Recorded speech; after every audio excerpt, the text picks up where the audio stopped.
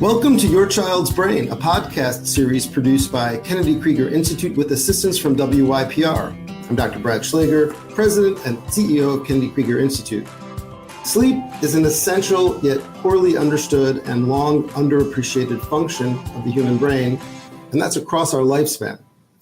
Lately, though, our insights into the role of sleep in health and disease have increased. For example, we now have a deeper understanding of how sleep contributes to consolidating what we learn into lasting memories. In recent years, a good deal of attention has been focused on the importance of sleep for the healthy, aging brain and the potential link between poor sleep and neurodegenerative diseases like Alzheimer's disease. But sleep is also a key contributor to healthy brain development for children with and without neurodevelopmental issues. For anyone, poor sleep can make it somewhat more difficult to have sustained attention, clear thinking, effective mood regulation, and so on the following day. But for those with ADHD, for example, poor sleep can significantly exacerbate inattention and impulsivity. Similarly, for individuals with conditions like epilepsy or migraine, as well as others, poor sleep can trigger real clinical worsening. In addition, those who have intellectual and developmental disabilities experience sleep problems at much higher rates than the general population does. So in this month's episode, we're going to dive deep into sleep disorders in children, especially those with neurodevelopmental conditions. And this conversation is timely as March 10th through 16th this year is Sleep Awareness Week for the National Sleep Foundation. Now it's my pleasure to welcome to the podcast my exceptional colleague from Kennedy Krieger Institute, Dr. Janet Lamb, an expert in sleep medicine. Dr. Lamb, a pediatric neurologist, is the director of the Sleep Disorders Clinic and Laboratory at Kennedy Krieger Institute. She's also an assistant professor of neurology at the Johns Hopkins University School of Medicine. So welcome, Janet. So Janet, let's start by talking about sleep per se. Sleep in and of itself is complicated. Multiple stages of sleep, changes over the course of development. Can you take us through a basic description of the general properties of sleep, especially in children? So the dynamic nature of sleep is really fascinating and actually correlates with development. So in the beginning, we've got newborn sleep, and it's split into 50% active sleep, 50% quiet sleep. So just to explain that, quiet sleep, we've got really regular breathing, very little in the way of movement. But then by 6 to 9 weeks of age, this quiet sleep becomes what we know as non-REM sleep. And then that's differentiated into stages 1 and 2, which is lighter sleep, and then stage 3, which is slow wave sleep. Active sleep, on the other hand, is characterized by irregular breathing, loss of muscle tone, rapid eye movements. You can also see sucking movements and even muscle twitches. And this matures into what we know as REM sleep. So by the age of 4 months, infants are developing into the 4 stages of sleep that we label as N1 to N2, N3, and then REM sleep. And the amount of slow wave sleep peaks in early childhood, but then drops during adolescence. And then it just continues to decrease through adulthood. What do we mean when we talk about sleep disorders in children? It's a broad category. What does it really get at? So I like to categorize sleep into sort of 5 main categories. 1, sleep disordered breathing, which is sleep apnea, either obstructive sleep apnea or central sleep apnea. 2, insomnias. So that is difficulty falling asleep or difficulty staying asleep. 3rd, parasomnias, and this is otherwise known as abnormal behaviors during sleep. Sleepwalking, sleep talking, night terrors all fall into this category. 4thly, movement disorders during sleep. So we've probably heard of restless sleep disorder, periodic limb movements during sleep. All of those follow under like movements that occur and can disrupt sleep. And then lastly, hypersomnia, so excessive daytime sleepiness in disorders such as narcolepsy. That's sort of how I categorize different sleep disorders because there are just so many sleep disorders out there. And how common is it for a child to have a sleep disorder? And what are the most common and the most common in childhood? So I think prevalence rates vary a lot in the literature. Anywhere between 20 to 50 to even 85% of children may have a sleep disorder. And we believe that a lot of children are undiagnosed and that the problem is really under-recognized. I would say the most common sleep disorder in children is parasomnia, so night terrors, difficulty staying asleep. Insomnia would be probably secondary. And then restless sleep. We all know, parents complain that kids are moving around all over the place in bed and they can't sleep with them. Snoring is also a huge concern. And while, snoring may be quite prevalent, up to 25% of kids have snoring, only about 1 to 3% actually get diagnosed with sleep apnea. So you mentioned that the rates of sleep disorders vary in the literature. Why do you think that is? Is it because we're not asking the question sufficiently? We're not studying? What are the reasons why there's such variability in the reporting of sleep disorders? It's probably twofold. I think as clinicians, we're probably not asking as much as we should. And I think secondarily, parents aren't bringing it to the doctor's attention, but they're discussing it amongst themselves. We'll see it on social media. My kid's not sleeping. What should I do? Trying to get parent advice from other parents instead of going to their doctor. So that's a great segue to the next question to get at. We know that the rate of sleep disorders is higher in children with intellectual and developmental disabilities.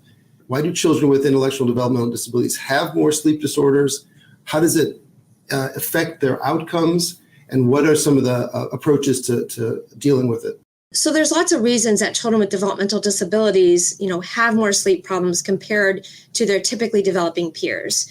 I would start by saying, a lot of them have underlying craniofacial abnormalities, such as a large tongue or a very small jaw, as well as having low tone of their extremities, which also translates to low tone of the airway. So these factors put them at more risk for having sleep apnea.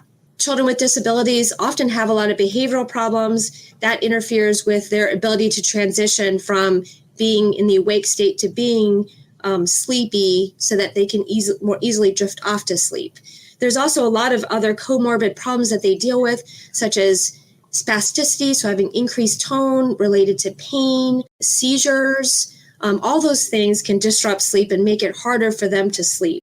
And then when we look at children on the spectrum, if they have autism, that they actually have lower levels of melatonin, which makes it harder for them to fall asleep, and why melatonin is often a recommended supplement for them. And then if you have children who have visual impairment or blindness, they're not getting that light input that they need to develop a good circadian rhythm. So maybe you could tell us a story about a kind of a patient that you've seen, that how you discerned their sleep issue, how it was related to their developmental issue, and potential approaches to intervening. Tell us a story about a patient that you've encountered. So I would say what's interesting is, I've seen, lots of patients who have ADHD, for example, diagnosed with ADHD, even on medication, for example, but sent to the sleep clinic, just in case, or maybe, the parent realized that they probably aren't sleeping enough because the parent isn't getting enough sleep.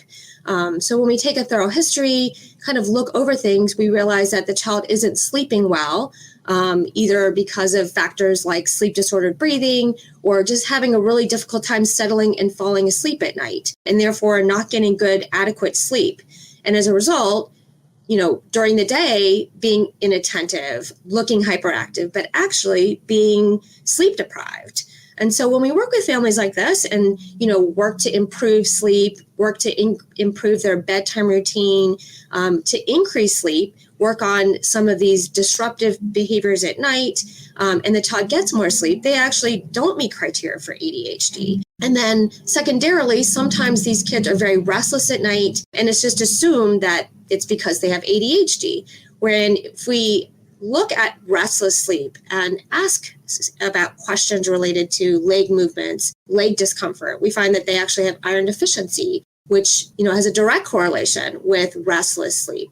And treating with iron, can significantly improve sleep, reduce sleep disruption, and enable kids to pay attention better at school, be more alert, and progress in the learning environment. It's such a great point. It's easy to imagine how a child with ADHD, for example, might have medication adjustments being made because they're inattentive, impulsive, hyperactive during the day. But if it turns out that addressing their sleep issue alleviates the worsening the following day, they might even be able to come off the medicines that they're on or take fewer medications. The importance of getting at sleep in the history for really all of our patients, especially those that have some sort of neurodevelopmental issue, it's paramount. When should a parent start to be concerned? Whether your child does or does not have a neurodevelopmental issue, when should a parent start thinking about getting a referral? What kind of symptoms are really indicators of significant sleep problems? So I usually tell, parents that they ought to be concerned if their child is falling asleep during school and thereby falling behind in school. I think that's a pure indicator that, sleep is not adequate if they're falling asleep in the wrong places. Specific symptoms that I usually ask about or look into would be, loud snoring, choking or gasping for air. Sometimes that's alarming enough for parents that they'll bring a child to the clinic for that. Children who nap during the day, who are over the age of 6, especially if they grew out of naps and all of a sudden are back to napping, that might be an indication that they're not sleeping well at night. Like I mentioned before, hyperactivity or inattentiveness sometimes is an indication that sleep is not going well. Unlike adults who, when we're tired, we're sluggish. Children are actually more hyperactive when they're tired. So sometimes it's hard to realize that that's related to a sleep disorder. If you notice that the child is sleeping a lot more on weekends, they are probably compensating for inadequate sleep during the school nights. And lastly, if they're very irritable, if there's more behavioral issues, temper tantrums, mood swings that seem out of the blue, sometimes those are indications of inadequate sleep or a sleep disorder. What are some of the tools that you have, besides taking an excellent history and physical examination? What are some of the tools that you have as a sleep medicine expert to help diagnose sleep disorders? So I would say there's probably 2 main tools that we use through the Sleep Center. The first are sleep studies, especially for looking at sleep apnea, leg movements, or we're trying to understand, why a child who is otherwise sleeping a good amount of time and getting a good sleep opportunity is still tired during the day and doesn't feel refreshed in the morning.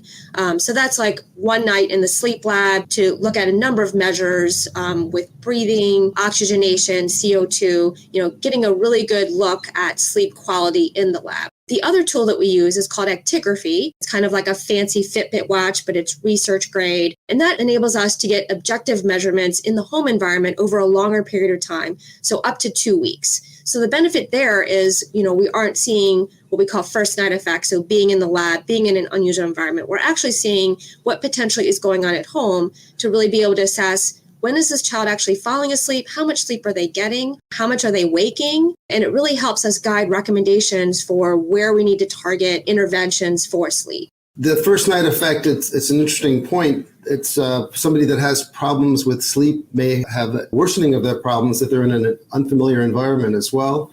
So this the ability to make measurements in the home environment, I could see how that would be very valuable data. Now, you get the data, whether it's from the sleep lab directly or the actigraphy measures. How do you then go on to come up with a treatment approach, whether it's medications, behavioral techniques, or both?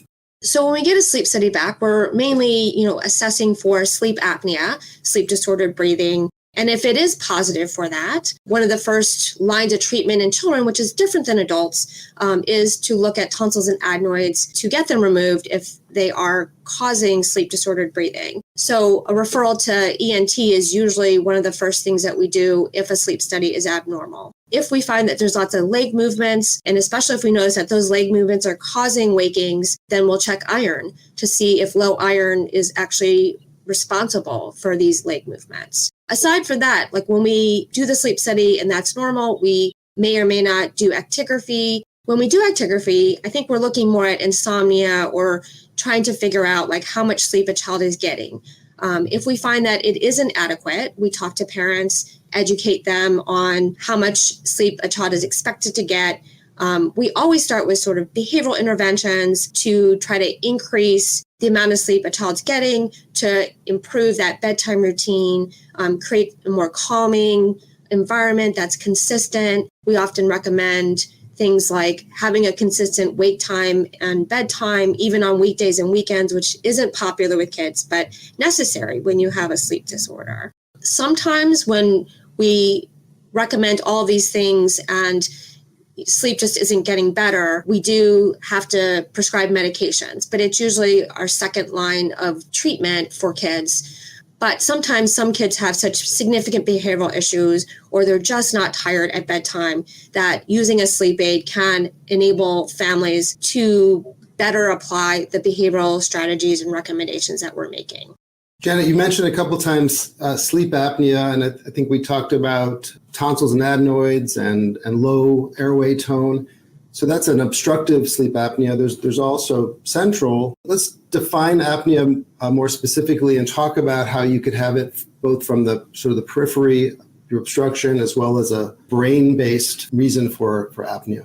So there are two types of sleep apnea. There is obstructive sleep apnea, and as the word implies, something is obstructing the airway. That could be large tonsils and adenoids. It could be extra tissue in the airway. It could also be a floppy airway that is very collapsible. The other type of sleep apnea is central sleep apnea, and when we're talking about that, it is lack of a respiratory effort or breathing effort.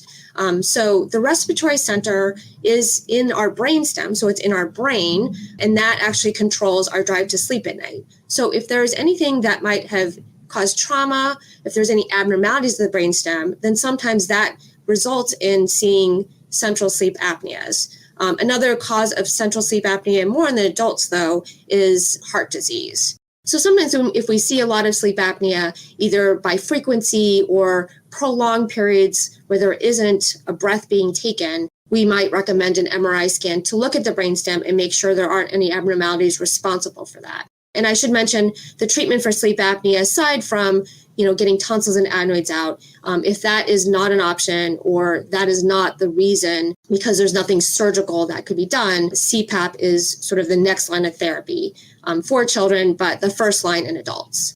And children with neurodevelopmental issues are at greater risk for both the obstructive kind of sleep apnea as well as the central. We've talked a bit about, you're addressing some of the behavioral approaches. There's this term sleep hygiene that's used quite a bit. What do we mean by sleep hygiene, and what advice do you give parents to help improve their child's hygiene? So good sleep hygiene, just like dental hygiene, is about developing these good habits to facilitate sleep.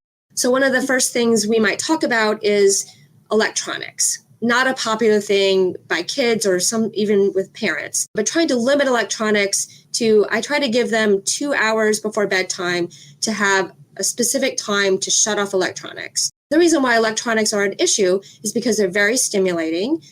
So they interfere with bedtime because who wants to quit playing their favorite game? They also emit very bright light that tends to interfere with our own body's endogenous production of melatonin, which tends to delay bedtime. A second thing I might talk about is just being consistent about the bedtime and wake time. Our brains are very boring. They like the same bedtime, the same wake time. That's why on weekends when we want to sleep in, our body still wakes up at the same time. And we want that to work in our favor for kids who have a sleep problem. Creating a calming bedtime and routine is just super important because it's really hard to be go, go, go, and then think that a child's just going to lay down and fall to sleep. We really need to create some kind of calming, relaxing activities around sleep so that process goes much more smoother. We talk about the sleep environment, trying to limit bright light, trying to have some noise or music to kind of distract and create this soothing, calming environment. And anything that is currently on or off during bedtime needs to remain that way during the night, because that also can create sort of a disruption. So if you fell asleep with nice music that sounded like the rain and you woke up and it was completely silent, that can actually disrupt sleep. So we try to encourage families to have something that plays continuously through the night. And then lastly, talking about independent sleep or co-sleeping. So independent sleep would be, a child is able to fall asleep more independently. We find that if they're successful at that, then usually in the middle of the night, they can use those same strategies to be able to fall back asleep without needing parental intervention. Why is it that children with neurodevelopmental disorders are at greater risk for having sleep disorders. What's the argument for why there's that close association? I think because children with disabilities have so many other comorbid issues that interfere with sleep. It could be that they have craniofacial abnormalities. For example, a large tongue or a small jaw predispose them to having a more collapsible airway, or something that blocks the airway, resulting in sleep apnea. Some of the behaviors can interfere with that transition to sleep, difficulty with transitions, especially if they have any discomfort, pain, migraines, seizures. All those things tend to interfere with sleep. And once children wake from those, sometimes it's difficult to get back to sleep. And then lastly, we know that children in the autistic spectrum have lower levels of melatonin due to probably processing of melatonin or some genetic variation, so that they have less access to melatonin, which would enable them to sleep better at night. If there's any blindness or visual impairment, that light input isn't entraining their circadian rhythm to help with sleep. Parents are very familiar with how sleep patterns and needs change over typical development. There's often the celebration of the infant sleeping through the night, for example. But let's talk about why that happens and the role that sleep plays in typical brain development. What are your thoughts about how sleep contributes to typical brain development? So as our brains develop, the ability to consolidate sleep is one of those hallmarks. So we go from an infant that naps on and off during the day to a toddler that only takes 1 or 2 naps, to eventually a school-age child who doesn't need to nap at all. The amount of sleep need also changes over development. So you've got infants who are sleeping 12 to 16 hours a day, school-age children that sleep maybe 9 to 12 hours a day, and then adolescents who are only sleeping 8, maybe 9 hours during the day, and then finally adults who only need 7 to 9 hours. There's sort of a bidirectional relationship between sleep and development, and what we know is largely based on animal models, and I would say it's still probably in the early stages of investigation. So when we see this sleep consolidation that is a real hallmark to development, we know that it's actually probably paralleled to maturational changes in the brain. On the other hand, sleep plays a big role in learning and memory consolidation. We know that with some studies looking at naps, even in adults, that sleep can help with learning and memory. Sleep has also been shown to modulate brain activity during development and help with reorganization of some of those connections within the brain. So more specifically, if we look at REM sleep, that's thought to be really critical for brain development, especially looking at studies with the visual cortex and the motor systems, that maturation may very likely be related to REM sleep. Slow wave sleep, which is in the non-REM sleep category, also might be critical for some of the changes and development we see with synapses in the brain, some of the changes we see in the cortex of the brain. And then another area that we know is sleep spindles, which is a hallmark of stage 2 sleep. There has been an association between seeing those sleep spindles and twitches, so that we think that there might be some development of that connectivity of sensory and motor areas of the brain during sleep. When we've looked at imaging such as MRI scans or high-density EEGs, we've seen that slow wave activity might have a correlate with gray matter of the brain, and because of that, you can see changes in the gray matter volume that have been correlated with areas of the brain that appear to be most mature. You know, one of the most interesting developments, I think, in sleep neurobiology over the past 10 plus years is the discovery of the so-called lymphatic system. That's a glial-dependent lymphatic system in the brain. That's the glia are the non-neuronal parts of the brain, and they control the brain's version of the lymphatic system, which in the rest of our body drains fluids that are involved with our immune system. In the lymphatic system, it's thought to be a mechanism for clearing away toxins in the brain during sleep. So insufficient sleep, for example, has been implicated in the risk for neurodegenerative diseases like Alzheimer's due to such ineffective clearance. So is there a potential role for the lymphatic system in neurodevelopmental disorders with disrupted sleep? What do we know about that at this point? This lymphatic system that relies on cerebral spinal fluid circulation actually follows a circadian rhythm. So we know that this waste drainage actually peaks during sleep. And so therefore, it's sort of a concern if you have disrupted sleep, does that ultimately disrupt that removal of waste? So we don't know definitively yet. I think the studies are still quite early, but we know that, the circulation of growth factors occurs very early in gestation. So we assume because of that potentially can impact early brain development. And then later in life, that circulation might slow down or the system itself might completely degrade. So you'll have an accumulation of these inflammatory byproducts that we are now associating with Alzheimer's disease. So there are about 6 studies out there looking at these metabolites or waste products and neurodevelopmental disabilities. And there are studies that show in about 4 case studies that individuals who have disabilities and sleep problems actually have changes in these metabolites, more specifically elevated A beta, elevated tau, the presence of glutamate receptor autoantibodies, lower levels of L-DOPA. So we are seeing changes, but it's sort of early. We don't know if it's chicken or the egg. Are these the result of a sleep disorder, or are there abnormalities of the brain? Because of the accumulation of this, we're seeing sleep as a more outcome measure of what's actually happening. Very intriguing early stages of that work, but we'll keep an eye on that. What other research, clinical research or otherwise, is being done in the area of sleep neurology that you think is providing some new thinking, new directions regarding sleep disorders and their treatment? I would say, sleep research being one of the newer areas of research, there is so much happening as people are trying to understand sleep, what's important to sleep, why do we sleep? But in the area of treatment, looking at medications. So unfortunately, a lot of medications are first approved in adults, but when we have experience in adults, and sometimes that results in more studies in children looking at those medications. And I think with medications, we're looking at, more specific targets of medications, less side effects. That's always, beneficial. We're looking at more surgical options for things like sleep apnea with implantable nerve stimulators, currently approved in the adult world, currently being done in the adult world, but recently approved in Down syndrome for children. A child with Down syndrome who can't tolerate CPAP could potentially be a candidate for a nerve stimulator.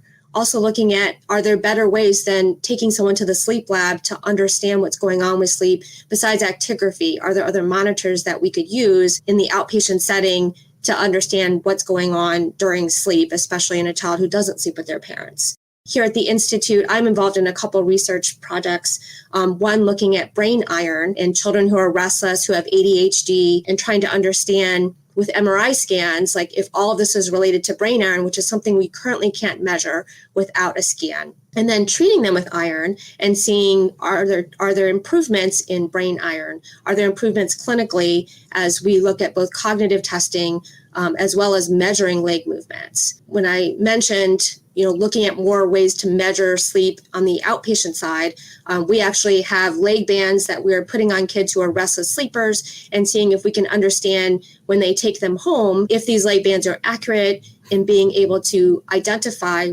restless leg syndrome, paric limb movements in the home environment without having to do an overnight sleep study that has a number of other obstacles to jump through to get data. Well, thank you to our guest, Dr. Janet Lamb. We hope that you, our listeners, have found this discussion about sleep in children with and without disorders of development interesting and informative. Please check out our entire library of topics on Your Child's Brain at WYPR.org, KennedyKrieger.org/YCB, or wherever you get your podcasts. You've been listening to Your Child's Brain. Your Child's Brain is produced by Kennedy Krieger Institute with assistance from WYPR and producer Spencer Bryant. Please join us next time as we examine the mysteries of your child's brain.